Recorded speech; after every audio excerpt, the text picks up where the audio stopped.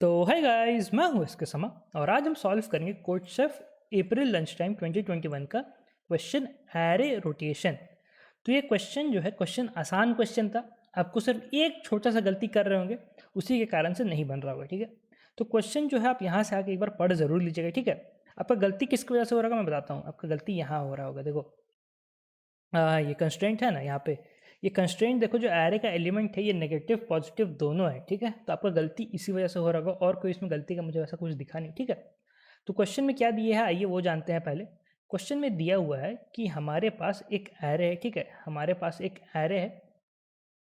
इस एरे पे हम कुछ ऑपरेशन लगा रहे हैं। ऑपरेशन ऐसा कुछ डिफाइंड है। ठीक है, ये ए कॉमा एक्स। ठीक है, तो ये हो गया एरे हो गया हमारा, और एक्स हो गया नंबर ऑफ रोटेशन।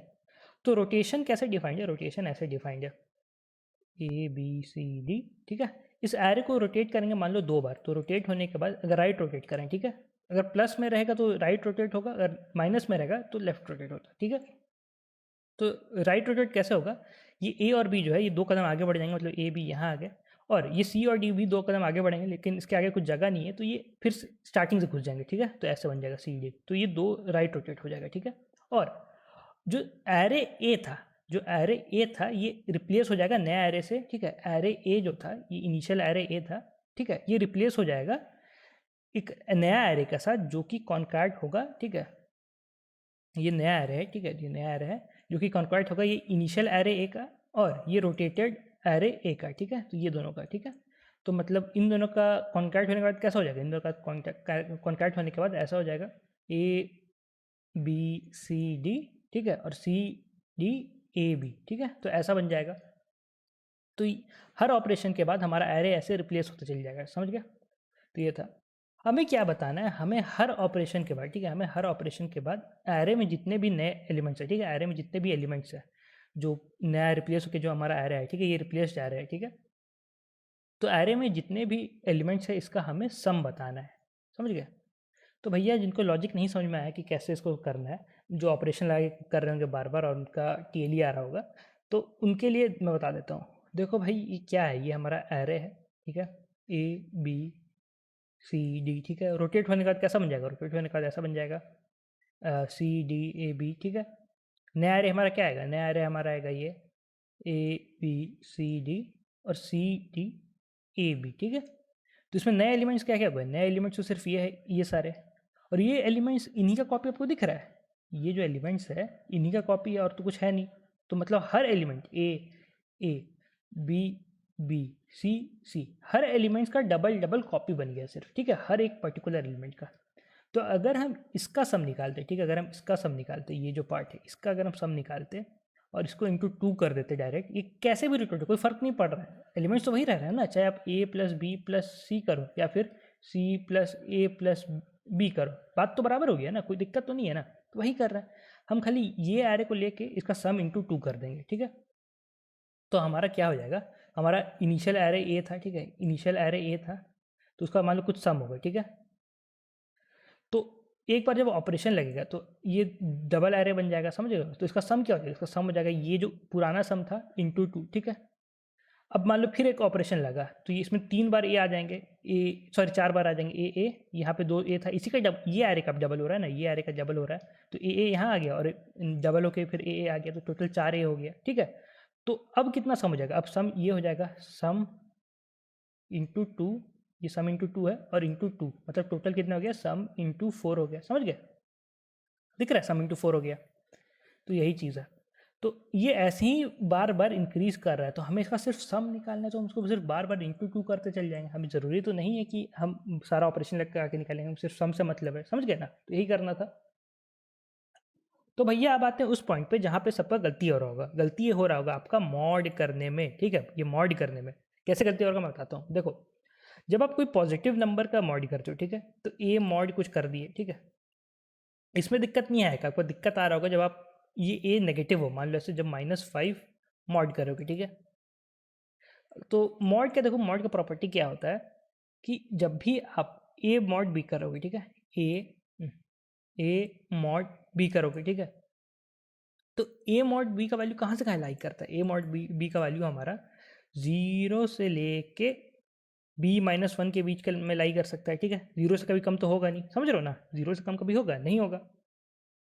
तो अगर मान लो हमारा एरे में एलिमेंट ऐसा रहता, ठीक है, अगर हमारा एरे में एलिमेंट ऐसे रहता -1 -2, ठीक है, तो इसमें एक ऑपरेशन लगता, पहला सम कितना रहता है, पहला सम इनिशियल सम रहता है इसका -3, ठीक है। एक ऑपरेशन लगने के बाद इसका सम कितना होता है, इसका सम हो जाता है हमारा -6, ठीक है। 2 ऑपरेशन लगने के बाद हो जाता है -12, ठीक है। ये सब तो चलो आंसर ठीक है, लेकिन हमसे क्वेश्चन में क्या पूछ रहा है, हमसे क्वेश्चन में पूछ रहा है कि आपको मॉड्यूलो देना है 10⁻9 + 7, ठीक है।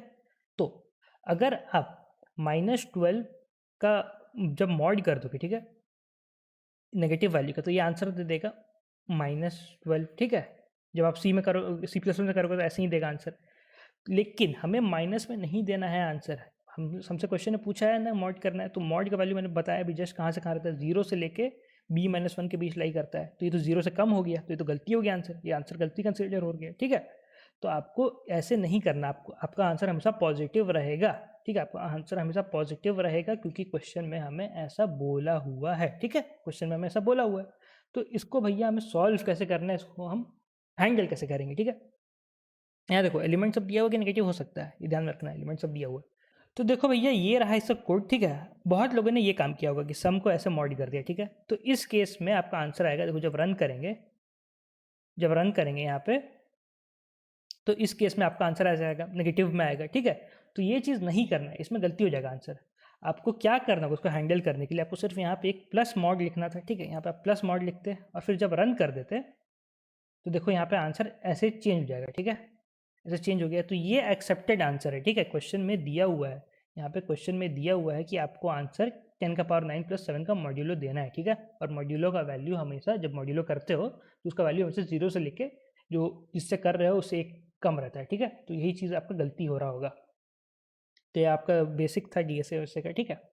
तो यही चीज़ था, बेसिक अरिथमेटिक ऑपरेशन का था। और यहाँ पे देखो क्वेरी लेते जाओ, सम को × 2 करते जाओ और यहाँ मॉड करते जाओ, ठीक है।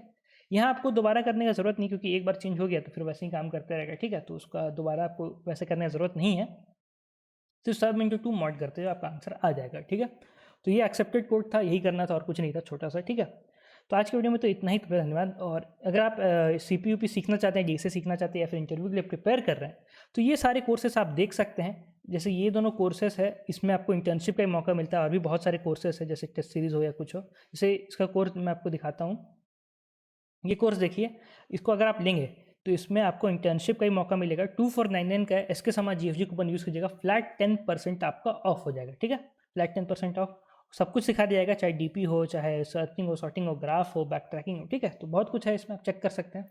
तो आज की वीडियो में तो इतना ही था, तब तक धन्यवाद, ध्यान रखें, सेफ रहें, मिलते हैं अगले वीडियो में, bye bye. Enroll now for the best in industry data structures and algorithms course, DSA self-paced with highly organized content and access to premium video lectures recorded by Mr. Sandeep Jain himself, covering all the important DSA topics, along with more than 200+ algorithmic problems of varying difficulty, which will keep your brain always drilling deeper into concepts. And don't worry if your code lets you down sometimes. A customized hint section is always there to help. Evaluate yourself with the periodic contests and become the DSA expert these companies want. Take charge now and make DSA your biggest strength with us.